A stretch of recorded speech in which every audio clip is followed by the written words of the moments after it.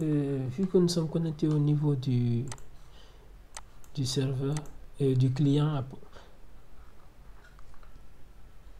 là maintenant, nous allons faire comme nous allons faire Windows R parce que nous avons l'interface de serveur ici dans le client.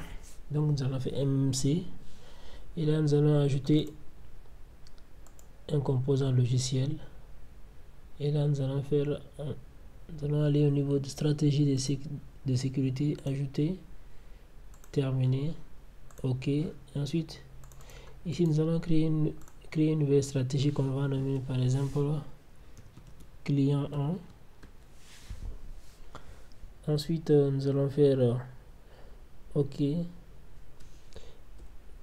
et là encore on se retrouve encore dans cette partie et là nous allons ajouter une fonctionnalité comme la fois précédente et là nous allons dire suivant et là on nous parle de cette règle ne spécifie aucun tunnel, oui c'est normal. Ensuite on continue après le suivant et là au niveau de cette partie au lieu qu'on prenne on avait pris VPN Lab. Maintenant ce que nous allons faire ici, quand nous étions là précisément ici nous avons dit que nous allons ajouter suivant de même et là on nous demande la liste, nous allons faire ajouter, nous allons dire on avait dit là on avait dit dans le premier on avait dit ça VPN Lab, si on veut on peut cocher ça et continuer blocage et autres. Ensuite on continue encore, mais il serait plus judicieux de faire un ajout parce qu'on est au niveau du client et là on ajoute, on peut dire par exemple hello VPN. Ok, on ajoute, ensuite suivant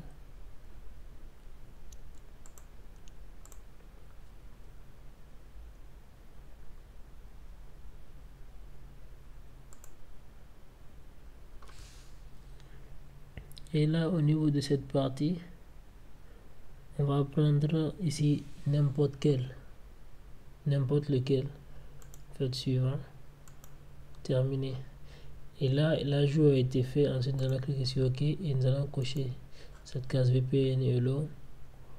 Après nous allons faire suivant. Au niveau du blocage on voit qu'il a enregistré quelques fonctions de notre action au niveau de l'action de filtrage. Maintenant au niveau de l'action de filtrage on ne va pas toucher à cette partie d'abord. Là une fois ici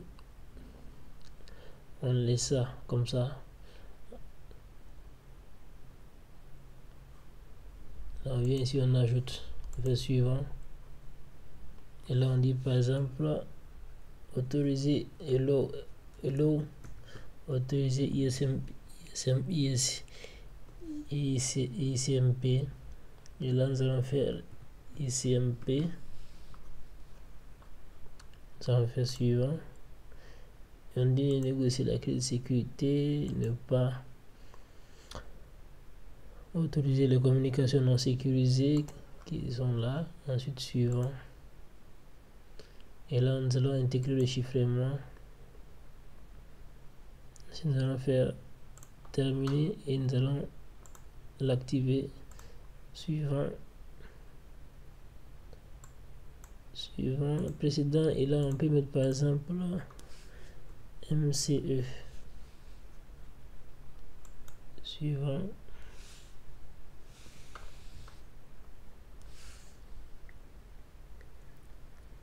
et là ça c'est une seconde méthode encore si vous voulez, mais vu qu'on a déjà configuré au niveau du serveur, donc pas besoin d'utiliser toute cette méthode. On annule et là on la supprime. On a toujours notre stratégie qui est là, qui est fonctionnelle, donc tout va bien. Ensuite, maintenant, on n'a pas besoin d'enregistrer, on a déjà enregistré au niveau du serveur. Et donc, du coup, on va essayer aussi une connexion avec le serveur sur le client. Donc ici, on va se déconnecter. On va cliquer sur OK. Et là, on va venir au niveau du serveur.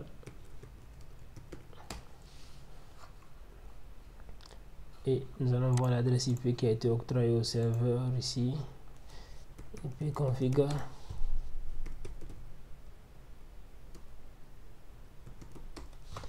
Et là, nous avons le 129 qui a été attribué ici. Nous allons faire ça. Et on demande le mot de passe.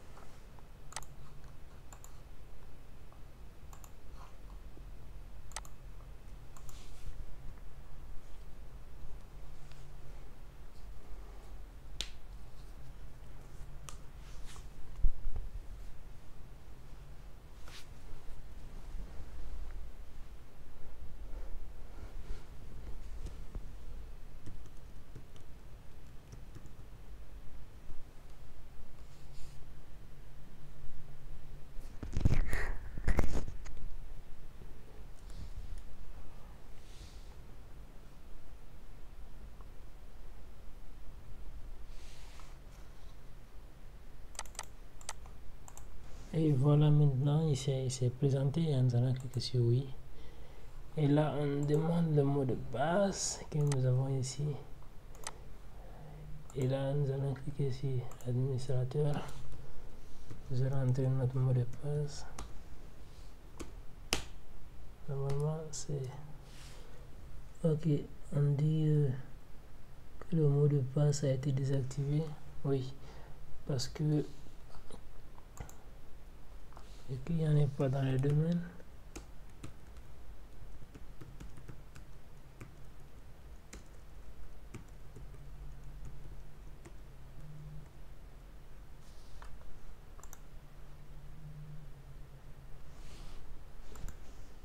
Donc de ce fait, vu que on dit ici que le client n'est pas,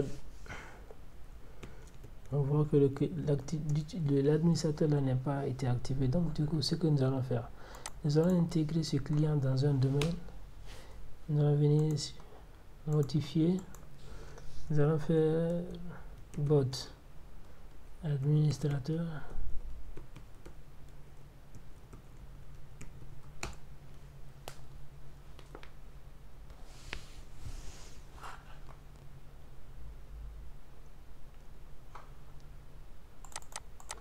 Et on nous dit bienvenue dans le domaine bot.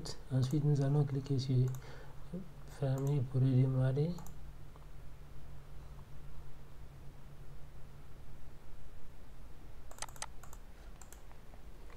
Et là, ensuite, là, nous allons faire CTRL ALT SUP.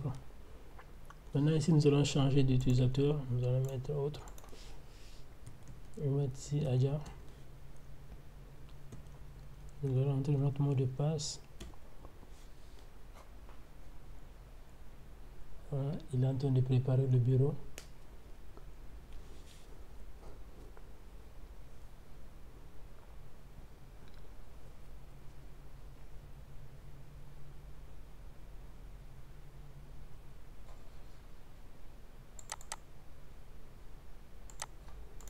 Et là, nous allons cliquer OK pour adapter la résolution de l'écran au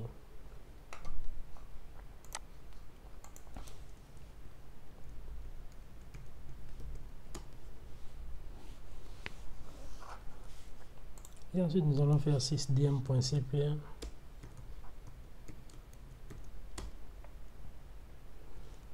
Administrateur, nous allons, parce que ici on veut accéder à des fonctions, auquel on n'a pas accès. On voit que c'est autorisé. Donc du coup, là maintenant, on va essayer de se connecter.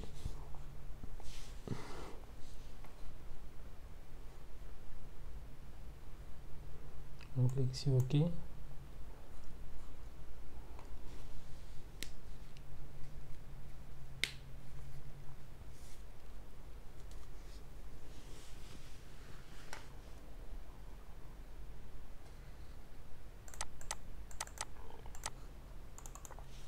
Et là, vous voyez, d'habitude, quand je rentre, il prend parce que le client n'a pas de mot de passe.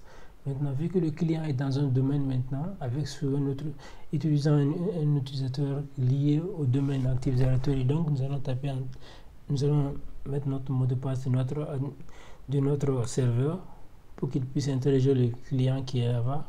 Et là, on demande, nous allons dire oui. Ensuite, il va maintenant faire la session, il va nous demander, voulez-vous continuer? Un autre utilisateur ne peut pas être actuellement connecté à cet ordinateur. Si vous continuez, cet utilisateur devra se déconnecter de l'ordinateur. Voulez-vous continuer? Nous allons dire oui. Et là, il va nous demander, il va interroger le domaine bot qui a été créé au niveau d'Active Directory. Il va interroger celui-là ici. Il va interroger celui-là. Aja au niveau d'Active Directory. Il va l'interroger pour voir s'il peut nous donner l'accès tout en le déconnectant avant de nous reloguer encore sur Aja qui est là. Donc voici, nous sommes en train de patienter, il est en train de préparer le bureau. Et là vous verrez que la session s'est verrouillée automatiquement. Et là voilà, on a accès au bureau maintenant à distance. Voilà. C'était tout pour le VPN IPsec. Peut-être on se retrouvera dans des prochaines vidéos pour vous montrer d'autres méthodes de connexion avec VPN, toujours avec VPN IPsec, en utilisant d'autres systèmes d'exploitation. À très bientôt.